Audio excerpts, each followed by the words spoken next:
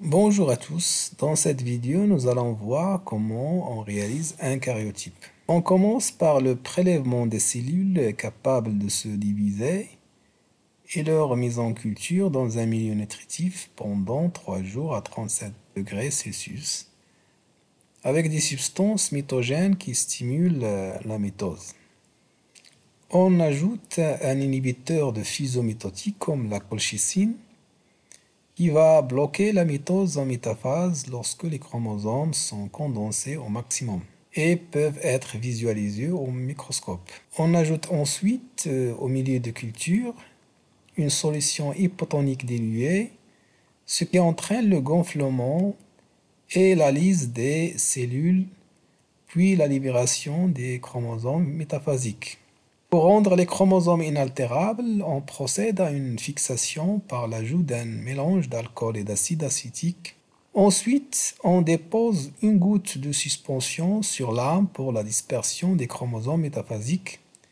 Puis on procède à une coloration suivie d'un marquage des chromosomes qui fait alors apparaître une alternance de bandes sombres et bandes claires.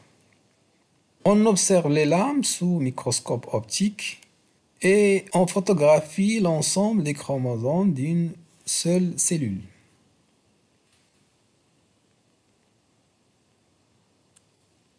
On réalise un agrandissement du cliché, on le découpe et on classe les chromosomes selon la taille, la position du centromère et des bandes sombres.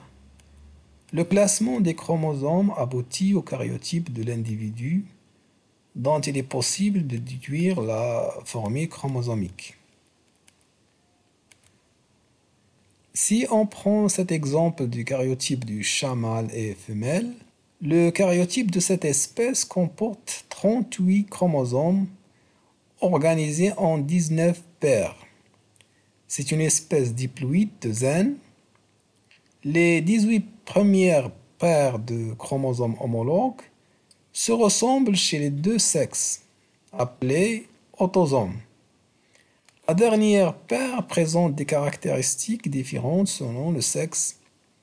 Ces chromosomes sont appelés gonosomes ou chromosomes sexuels et sont notés X chez la femelle, ils sont homologues, des chromosomes homologues, alors que chez le mâle, ils sont notés XY car ils ne sont pas homologues. On peut déduire alors la formule chromosomique chez le mâle 2N égale 18 AA, ça veut dire 18 paires d'autosomes, plus XY égale à 38. Alors que chez la femelle, 2N égale à 18 AA, plus X égale 38. Pour récapituler, le karyotype désigne l'ensemble des chromosomes d'une cellule d'un individu, classés selon la taille, la position du centromère et des bandes sombres. Il est spécifique d'une espèce donnée. L'établissement du karyotype permet de définir la formule chromosomique d'un individu et de détecter d'éventuelles anomalies. Merci de votre attention et à bientôt.